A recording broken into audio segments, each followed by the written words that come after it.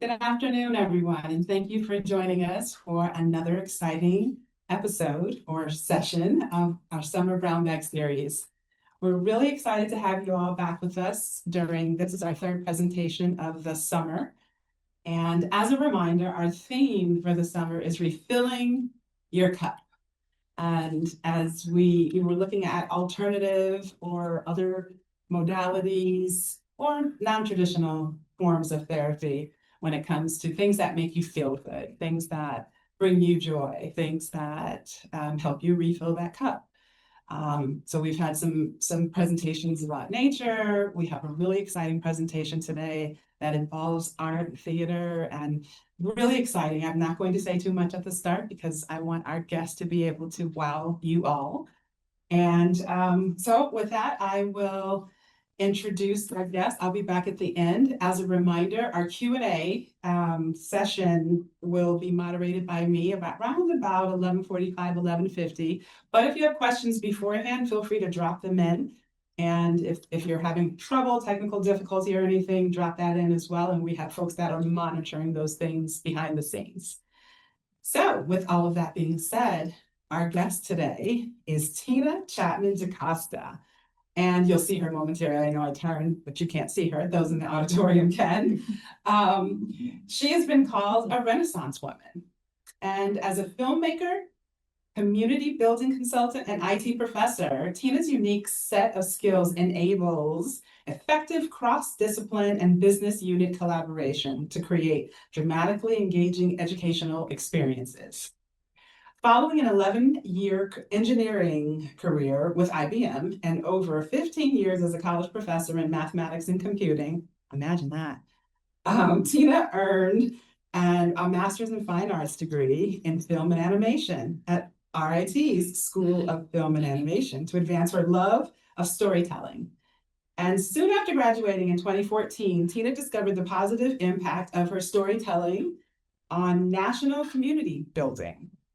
Tina created the Diversity Theater Program, which is at RIT. And as for those of you that I'm sorry, Rochester Institute of Technology. So at RIT, and she became their first director. The Diversity Theater is a university-wide program, community building initiative, that advances community building initiatives through dramatic storytelling. I'm not going to get too deep into this because I have a lot of things I could say, but I want her to be able to have this space and tell you all about her efforts. What I will say is that Tina created the Playback Theater Troupe at RIT and the Brick by Brick Community Building Film and Workshop Series that features 2 award-winning films that were written, directed, and produced by Tina. So please join me in welcoming this award-winning writer, director, actor, producer, extraordinaire. She can't hear her, but I can.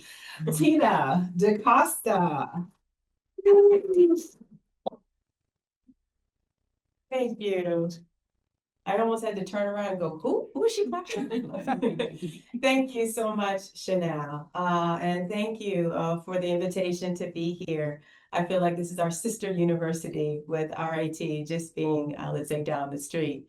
And thank you to your wonderful team that helped make this possible. Gwendolyn Turner, who's been working with me and doing all the heavy lifting as we prepared for this. And also to Sean and to Brian that I met today that's making everything work. Thank you so much. And it's good to see faces in the places and those of you who are viewing remotely. Thank you so much. Before I get into talking more about what's in this slide deck, I'd like to introduce myself to you in a little differently. So let me bring up another set of slides.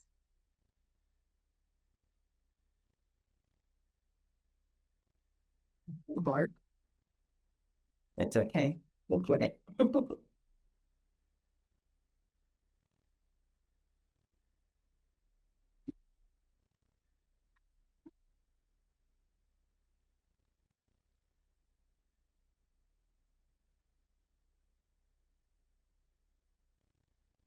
All right, I'm just gonna make sure everything's working. I once heard this story about this little girl who was very entertaining and dramatic. And she lived next door to some elderly neighbors. And she always enjoyed trying to make them feel better when they were feeling poorly with funny stories and jokes and little skits and things like that. And she grew up and became a writer. Sometimes I think I'm that little girl who grew up and became a filmmaker.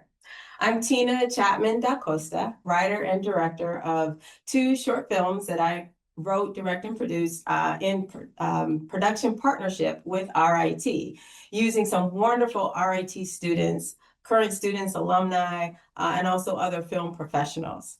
And this film was produced and directed at the National Warplane Museum in Geneseo, New York. Anyone familiar with the National Warplane? Oh, great. Some hands went up in here, maybe also there where you are remotely. If you're not familiar with it, please go out there and let them know that you're part of the RIT and U of R community. We have a beautiful partnership with them. But I was recruited, as mentioned earlier, I used to work at IBM, and I was recruited from IBM to come to RIT and start the Information Technology and Computer Security degree programs. And I was one night preparing for my cybersecurity lab that I was going to be teaching, and I got a call from my sister in Cleveland, letting me know that our father was in the hospital. At that time, my dad was 83 years old and had never been sick a day in his life. So I couldn't get to him right away because I had to teach. And instead, I thought I would send to him all of those funny jokes and stories and farm stories that he used to tell me about throughout my life. And I had been journaling and writing some of these stories down, so I had some of them already on my computer. And so I put together, this set of materials to send to the hospital, and I had to fax it because this was in 2006, and they didn't have outward-facing email. So I had to fax this document, to the hospital, hoping that it would get to my dad and kind of revive him somewhat until I could get there at the end of the week. And this is a picture of me and my dad when I was a senior in high school back in 19 something. And beads and braids were popular at that time. And I also share some of this presentation with our students at RIT, especially our freshmen. So sometimes they can relate to maybe what it was like during your senior year in high school. And I went to high school in Maple Heights, Ohio. I'm from Cleveland. And this was one of those father-daughter events for seniors, and my dad was escorting me. But now a little bit about my father.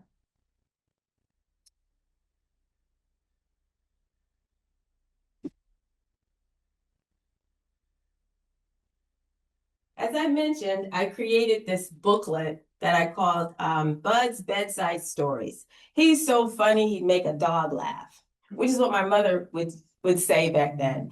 And in it, it contained all of the stories that he used to tell me about growing up on the farm during the Great Depression and the way that he gave back to his community when he was older and just some of the wonderful things that he had done. My father was born in 1922 in Springfield, Ohio. And he grew up during the Great Depression when there were these long bread lines and there were no jobs and food for a lot of people. My father's father played for the Negro Baseball League, and he was a center fielder for Eddie's Tailors.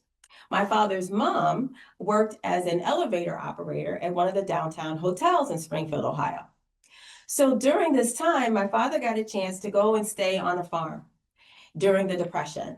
And this was in the 1930s. And he said he had never seen so much food before in his life.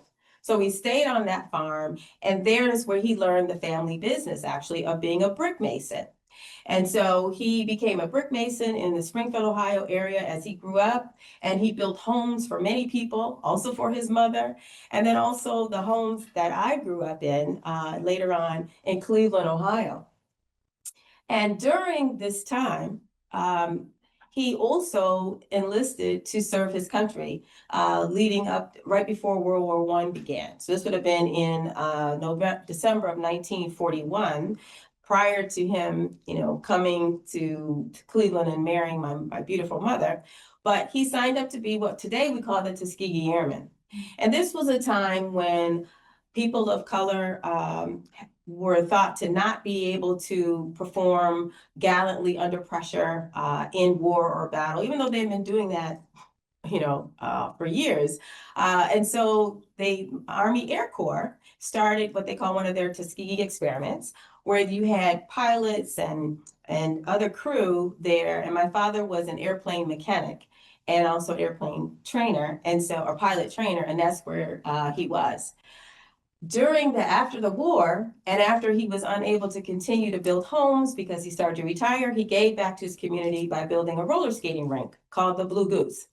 And he built this roller skating rink down in the city, the center part of the city of Cleveland, Ohio. And he said there was nothing there for the young people there to do.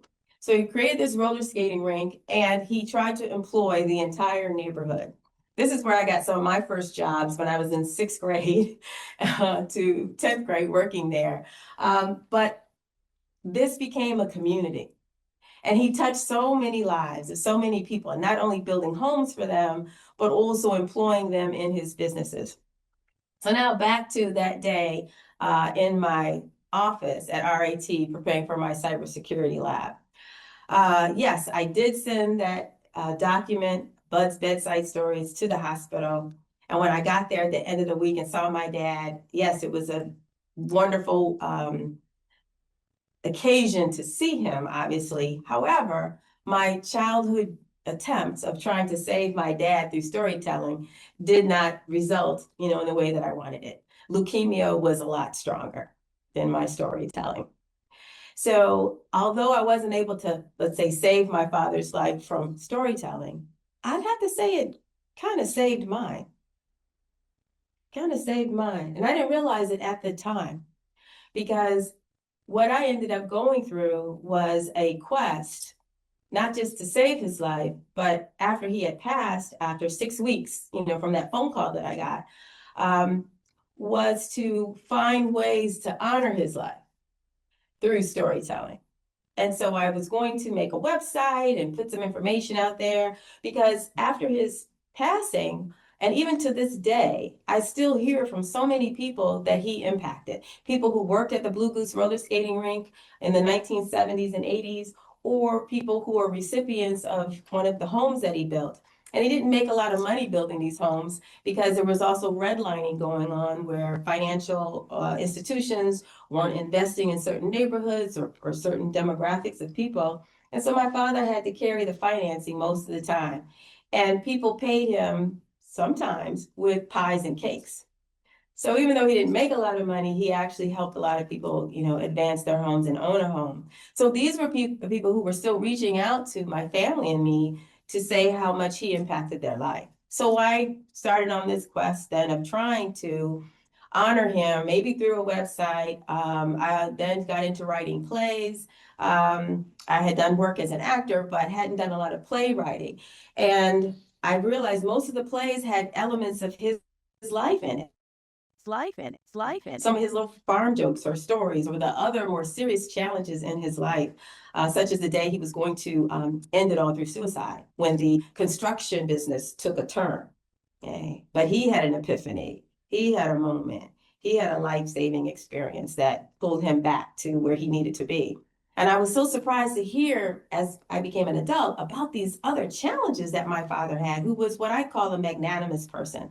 Brightest smile, brightest eyes all the time, and to know that he had gone through these things. So I found that as I was finding out more about my father and making these stories about my father, it was also encouraging me to continue on paths that I hadn't thought about before. And what I eventually ended up doing was giving up my tenure track position and going back to school and getting my Master's of Fine Arts. Now, it wasn't a straight path. There were a lot of turns and hills and valleys of some of that experience when you've been on a tenure track position in one particular field, and now you're sort of changing course. So you are taking sort of a couple steps back in order to kind of turn a bit. But I felt led spiritually to do that. And I took a big risk, and I didn't know how things were going to turn out. But was I surprised? Was I totally surprised?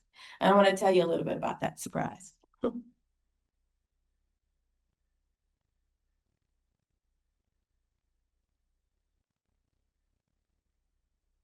Here's one of those surprises.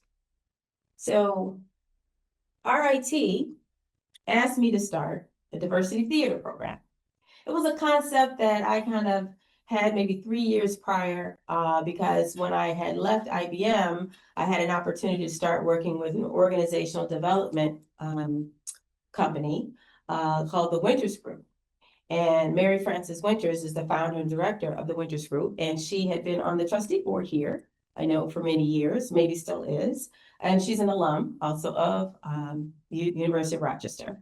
And through the experience with her, I initially started doing just some training and some, kind of administrative work, but my teaching also became something that was beneficial to advancing some of the work that the Winters Group is doing. And one of them was using theater as an avenue for culture change, in which you would have actors that may portray a workplace scenario showing a certain issue that might be going on in terms of usually having to do with some miscommunication perhaps, or some assumptions or biases, and then being able to show the better way and having some transferable skills and tools and techniques within that. And I thought it was a wonderful way to engage people and to hear from them in terms of their own experiences, and we learn together. And then when I started at RIT, and in between giving up my tenure track position and earning my MFA, I was talking to at the time, it was our chief diversity officer, about my experiences with what we later called diversity theater. So a few more years go by, I finished up this MFA and so forth, and then our RIT's president and our chief diversity officer asked me to start the diversity theater program at RIT. One of the very first things we did with that was to do a reading of one of my film scripts. So in film school, I was able to write about my father's life, at least a segment of it, from those childhood jokes and experiences growing up during the Great Depression to when he starts to build homes and then build the Blue Goose roller skating rink. And we did a reading of it. And from that reading, I was then asked to submit a proposal to produce that at RIT. And even though we are a wonderful university, just like the University of Rochester is, we are not a commercially equipped film production house, right? We're a learning institution, but we can do films too, and we do some very good films. So part of my proposal was, well, let's take a portion of this 110-page script that I wrote and make short films. Okay. And so my vision was shared by our leadership at RIT, and we were able to teach some classes in our School of Film and Animation to do some of the pre-production work, hire the students, also other film professionals, and we started making short films. We made two from my film script about my father's life. One was called Brick by Brick, and we did that in 2019. And we have several awards from that one. One in particular was we were runner-up for the Best USA Diaspora Short at the Africa Movie Academy Awards. So it's the Academy Awards, but the Africa Movie Academy Awards in Nigeria, and they were at the end of 2020. So it was COVID, so we participated via Zoom like many people are doing now. Then the second film that we produced with RIT students and other film professionals is Dear Eleanor. And Dear Eleanor is the one that I use now at RIT for some of our workshops that we do for community building. And my surprise has been that I was on a path to try to, let's say, honor my father and heal from my own grief.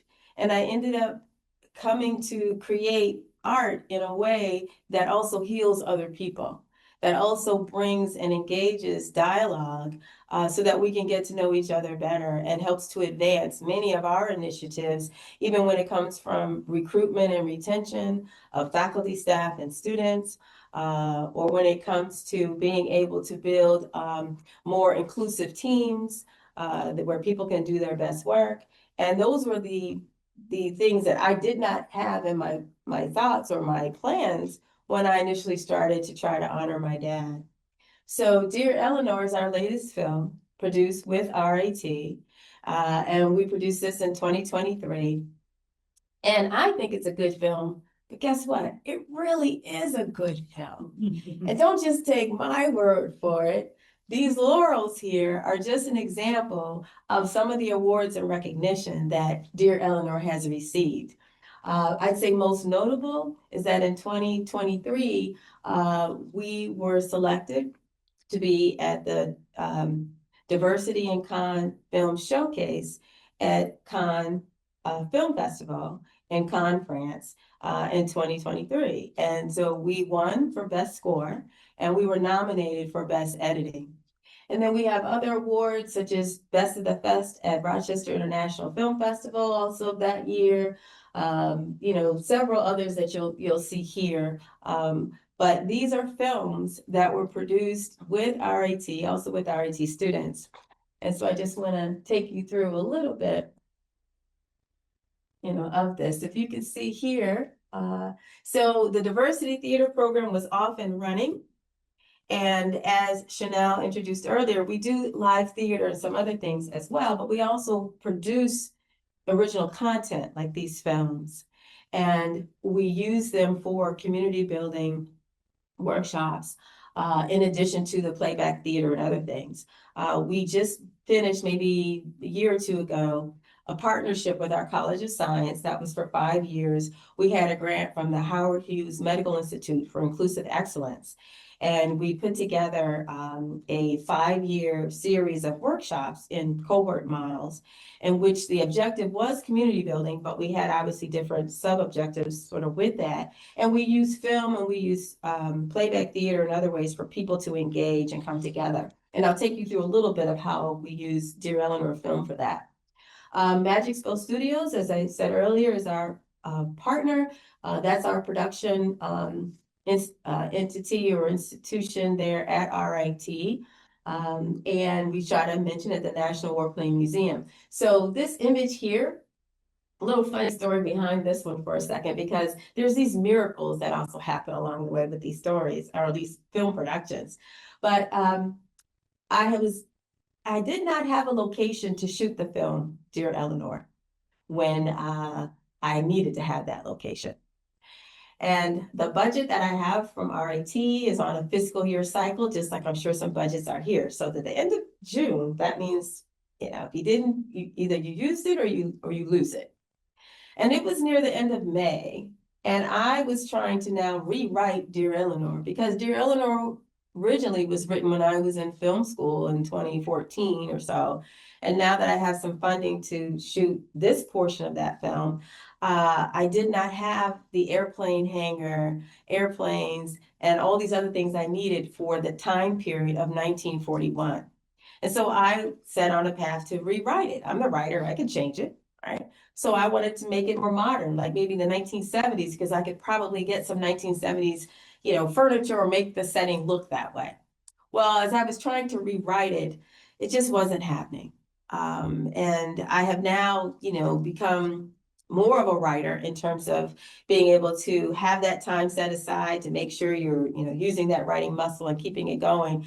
And it was also very healing for me too, to be able to write, about my father's life and other things that were going on. But when it came to changing the script, no, it just wasn't happening. And then a very dear friend of ours passed away. So Charles Price, who was Rochester's first Black police captain, became a very dear friend of ours. This is my husband in the audience here. And Charles, who we call Chuck, was also a Tuskegee Airman. So when I was writing this script, he gave me a lot of advice and expert information, and any scenes that had to do with police officers and so forth during the 1940s. In my first film, he was also an advisor for my actors and so forth.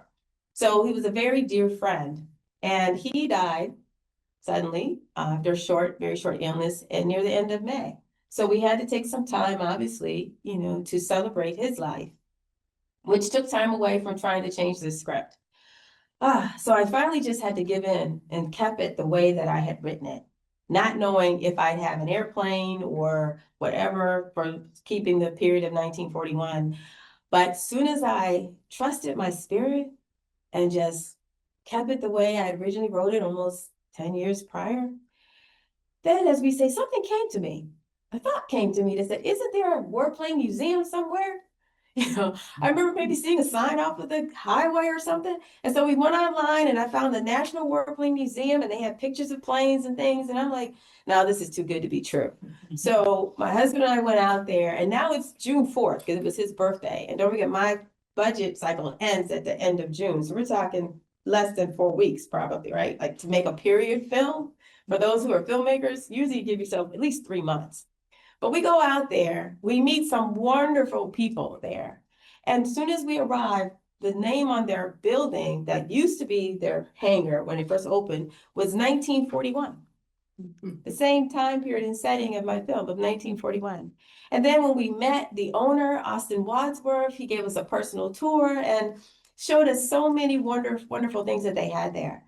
And then they also had everything I needed, by the way. They not only had the planes, they had the Tuskegee Airmen planes, they also had furniture, they had everything we needed for this. And then when we turned the corner to another part of the museum, right in front of us was a picture of Charles Price. It was Chuck.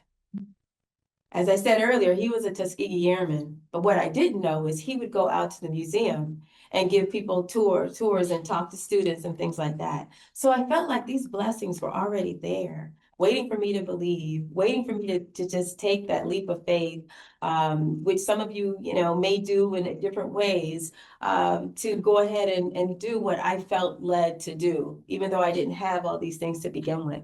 And talk about healing and transformation and transformative, feelings that occurred and the blessings that occurred. So it didn't matter what happened next. I knew that we had everything we needed. And so in this experience, one of the things that did occur was this helicopter, and I'm trying to see if I have that one on here. It's okay if I don't have it on here. If I find it, I'll pull it up. But I just want to tell this bit of a story. So first day filming out there, a helicopter was hovering outside, a Chinook helicopter. It made so much noise we couldn't film. And you can't fix these things in post, as people want to say. So we had to somehow figure out what to do. And for lack of other options, I took a yellow flag and went out there and waved down the helicopter. They landed, the pilot came out, I told him what we were doing. My dad was a Tuskegee Airman, and he said, I know all about the Tuskegee Airmen. He said, I'm from Alabama. He said, we can do our operations somewhere else, it's not a problem. So we thought, okay, great. So he takes off, I run, seems like 2 football fields to get back to the office and then, where we were filming. And that's when I discovered that some people in the office were upset with me. They thought, how dare I go out there and flag down a military helicopter, even though no one had any other solutions of what to do. So they were going to call the owner and have them come, I guess, to throw us out, perhaps. I don't know. But I went back to the hangar where my crew were. Many of them are students, but the actors and others are there. And for one, they were happy that now the helicopter was gone. But I said, well, we better hurry up and start filming because they may kick us out of here in a few minutes. But I did contact the pilot to call him because we exchanged phone numbers, told him what happened, and he said, not a problem. He said, if anyone has an issue, tell them to call me. And so we sent him a picture of us, and he sent a picture of what it looked like from the area view. So as we're filming, the owner comes in, my husband, who was our COVID compliance officer at the time, filling in as part of the crew, met him. And when he told him about what happened, the owner said, oh, that's great publicity for the museum. No one had a problem with that. And we went on and filmed, did our 4-day shoot on time and on budget. And any other obstacles that came our way, we were able to overcome them. Because one, I had a wonderful crew of people to work with. And I also had a strong faith that we would be able to do this based on all the other obstacles that we had overcome. And with this film, as I mentioned, our crew were students. And so our cinematographer was Dallas Calkins, who had just finished her junior year at that time. Like I said, this was we were filming in 2022 and we released it in 2023. And then our award nominated editor was Faraz Khan, who had finished his MFA at RIT at our School of Film and Animation a few years prior. And so working with them and others was just a wonderful experience, so that our students got a chance to work with other film professionals. And to this day, some of them still contact me and work with me on various projects. And if everything goes well, we'll be making another film in this academic season. But Dear Eleanor was based on my father's life. And the log line that I used for the film is this. Buddy, who is my dad, Elza Charles Kennedy, who we called Buddy, is an airplane mechanic from Ohio, and he enrolls to serve his country as a Tuskegee Airman. But his beloved Eleanor must overcome her fears of racial violence in the South to take a chance on love. Eleanor's cousin Tony, a true romantic, shows her how.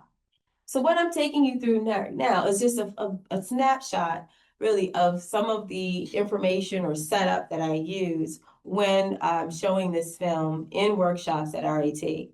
We use them for all of our incoming freshmen in something called RIT 365. And this is part of their introduction to community building.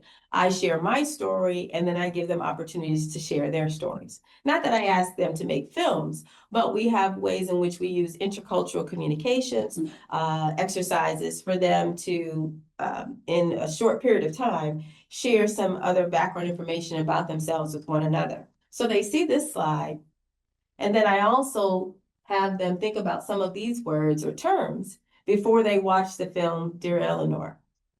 And this gives them a way to kind of level set what things to think about or listen for or look for, in the film. And then after we watch the film, if they have questions about any of these terms or topics or testing out their assumptions of what they may mean, then we engage in that. And then after this, normally I would be showing the film, Dear Eleanor, which is about 19 minutes long. But what I'm going to do for you today, based on our time allowed, is I'd like to at least show you the trailer. So let me go to that.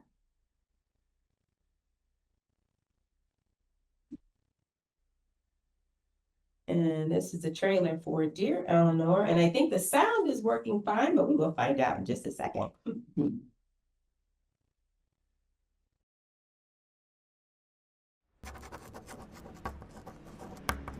Dear Eleanor, you are the finest chippy I've ever seen. We should spend more time together. I'm going to come back to Cleveland and take you out. I have a good job as an airplane mechanic. When did you start smoking? Dear Buddy, I enjoyed reading your letter, and this time I could actually read it. Chippy? Ma, she corrected my letter. She sent me back my own letter with corrections. She's good. I think I like her. Dear Eleanor, calling you a Chippy is a compliment. Dear Eleanor, most girls like being called Chippy. My dearest Eleanor, when I first saw you, I knew you were special. You are the sweetest Girl in the world. My heart hurts because I can't see you. He's in love. You planning on writing him back? Pearl Harbor has been attacked. Japanese planes have bombed Pearl Harbor. Kennedy! Darling, I know you're scared, but times are changing. This is an opportunity for us black men to show them what we can do. There's so much violence. And then Buddy says that we'll be protected because we'll be living on base. But they can't protect us all the time. When you find love, you've got to grab hold of it and get all the love you can. Life is too short.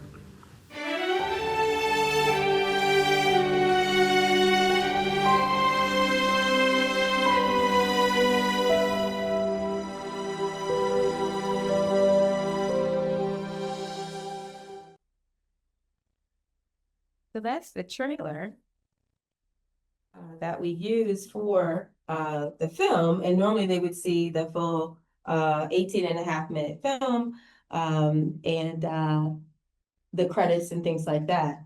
So what I'd like to now just go back to is show you how we use, some of these other images that I had earlier. And I'm just going to bring out some of the photos.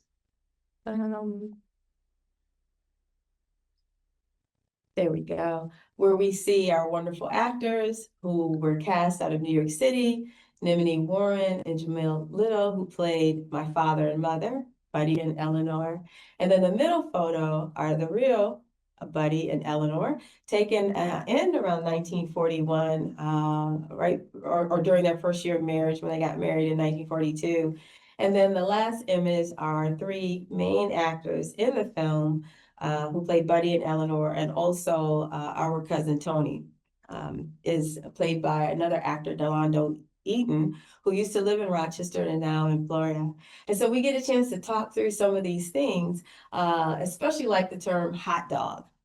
What would hot dog mean? Well, my mother, who's 100 years old today, still lives in Cleveland, still says hot dog when she's happy about something. And so it's just a form of exuberance or expression. But it is a story about love, but also about courage. Not only about my dad, having the courage to go to Tuskegee during World War II, but also for Eleanor to take a chance on love upon someone who was trying to court her a particular way. But there's also some communication conflicts. The term chippy is up here because in the story, and this is based on true events, when my father and mother were writing letters back and forth, because this is in the 1940s when long distance was too expensive, and that was the main form of communication, right? No, instant messages and things like that, or emails. But he calls her a chippy in one of the letters, and she returns the letter corrected.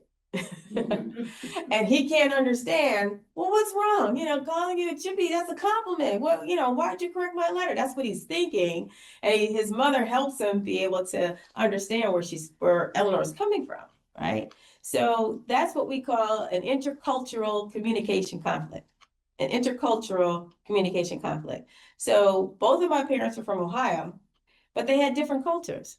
My father was from Southern Ohio in Springfield, where calling someone a chippy was considered a compliment. My mother was from Northern Ohio in Cleveland, when that was not a way that you would address someone. So today, calling someone a chippy is like saying chick or babe or cutie or something like that. And to my mother's culture, that was a little too forward or too informal. So first thing Buddy has to do is, if he wants to be successful in this love connection, is to learn how to communicate with Eleanor. And we use this as a way to even tell, for example, students coming on campus for the first time, if they're freshmen, or you coming into a new department or staff environment, where you may have some assumptions that if we all seem to have, a similar background, or if we all look alike, then we're going to all communicate the same way. Or if we have the same credentials, then we will go through our practices and our research the same way. And that isn't right. You're shaking your head, yeah, because from experience, no, that is not the case. So we call those intercultural communication conflicts. And we also look at them from these three different areas of culture, personality, and perception. I work very closely with Dr. Keith Jenkins, who is one of our professors in our communication department, and he's also our vice president for access, engagement, and success, which is a division that I'm within, and that's where Diversity Theater operates under. And so we start to first help people understand what is culture, right? In the context of the Dear Eleanor film, culture could just be, hey, to me, calling someone a chippy is a compliment, and to me, it's not, right? Or culture could be that I live in the North and I have certain expectations, and someone else lives in the South and they have other expectations or experiences, especially in the 1940s when we talk about some of the other challenges that were going on, for individuals from certain demographics. So we help our students understand that culture is many things, even the size of your high school graduation class. If you were homeschooled and you had a graduating class of 2 versus coming from Evander Childs High School in New York City or in the Bronx, where you may have 800 or so, that's a different cultural experience because you're used to knowing everyone if you have a small graduation class. But if you have a large graduation class, you're already expecting that you don't know everyone. So now you come to a college campus with over 3,000 perhaps incoming freshmen.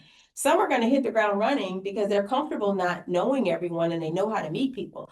Others, it may take a little bit longer to join that study group or that team or work project because they're not used to being unfamiliar with everyone there. That's also a cultural experience. So we just try to help people understand what that may mean and then how that translates to your expectations on someone's personality, or what someone's personality style is, and then the perception, which is more of that assumption of how that plays out. So we use that in some of this discussion, and we use it for all of our incoming freshmen, and the class is about maybe 50 minutes. And the class is called RIT 365, Diversity Theater's Brick by Brick Community Building Workshop.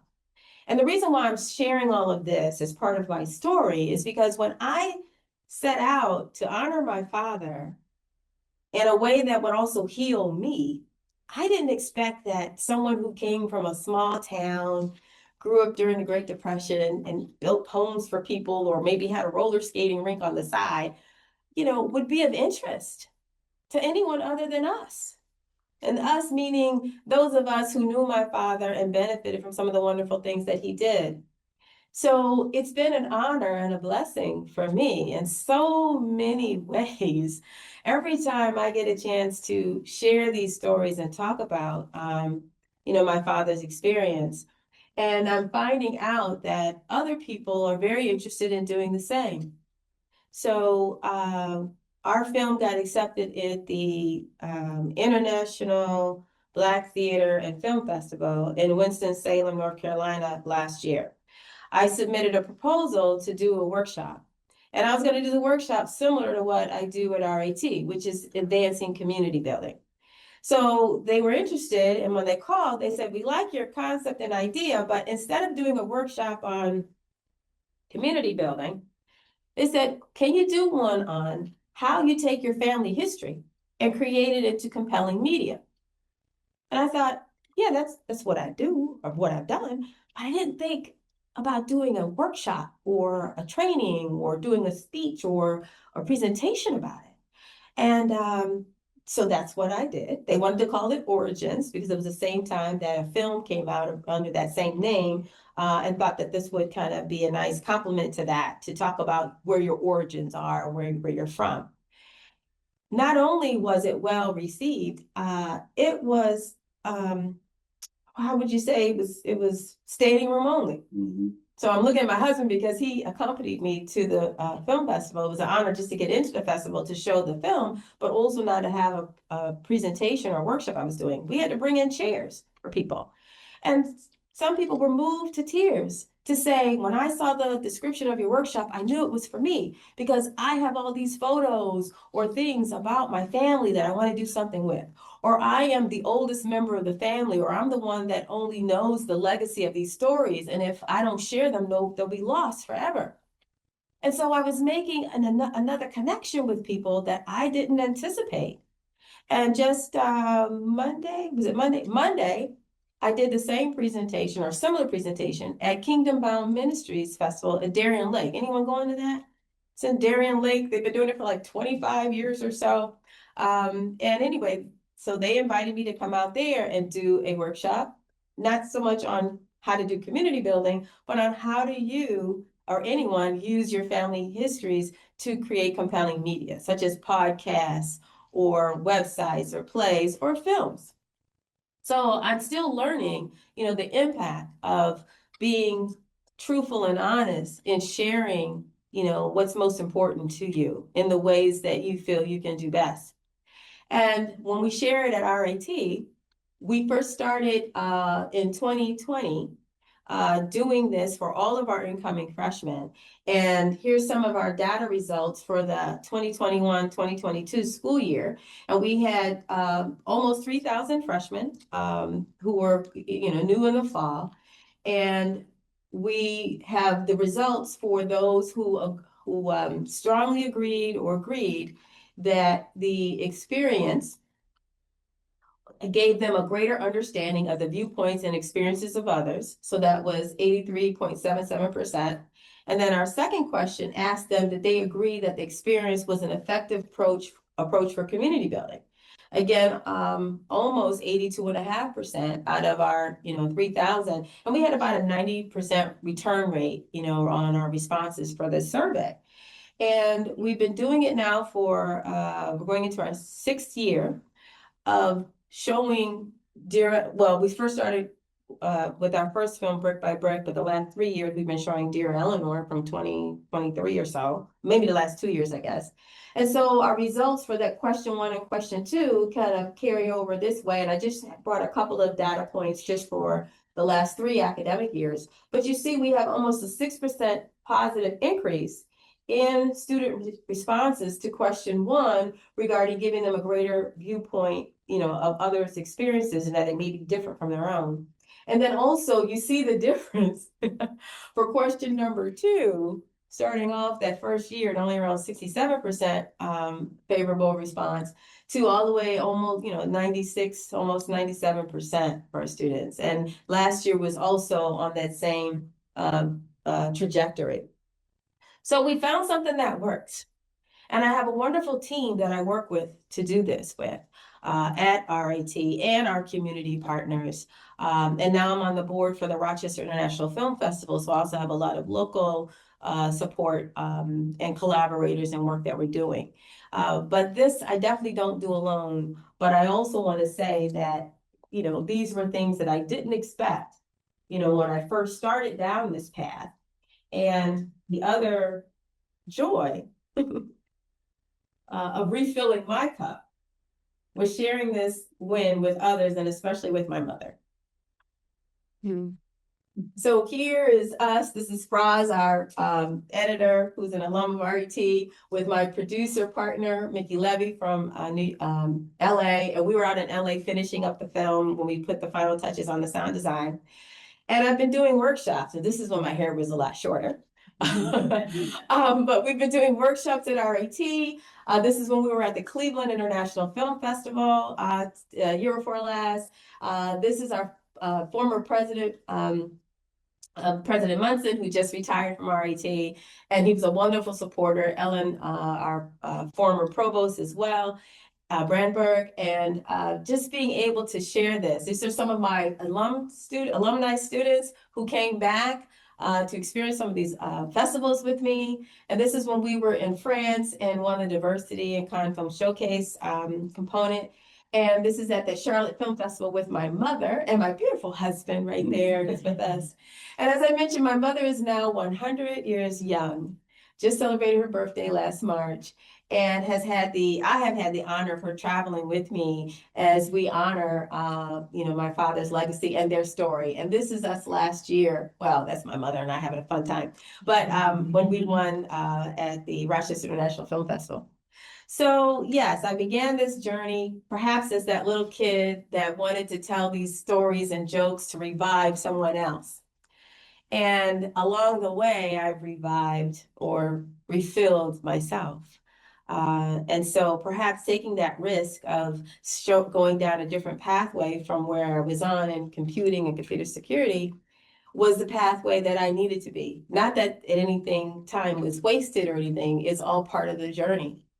And so I have also learned that as I share my story, and maybe I always wanted to be a filmmaker. I did this, I think, when I was in 3rd grade.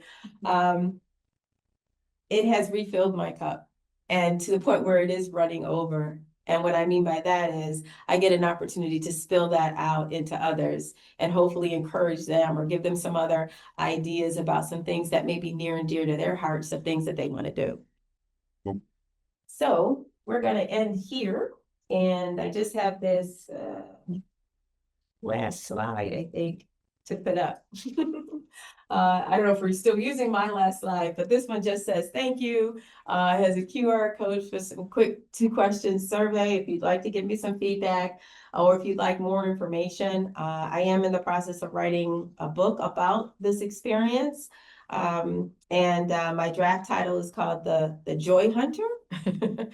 And so if anyone's interested in more information about any of that, you can let me know either through my email or through this quick 2-question survey. So I thank you for your time and attention, and I'm going to turn it back to Chanel to facilitate the remaining part of our time together. Thank you so much. Please, let's not.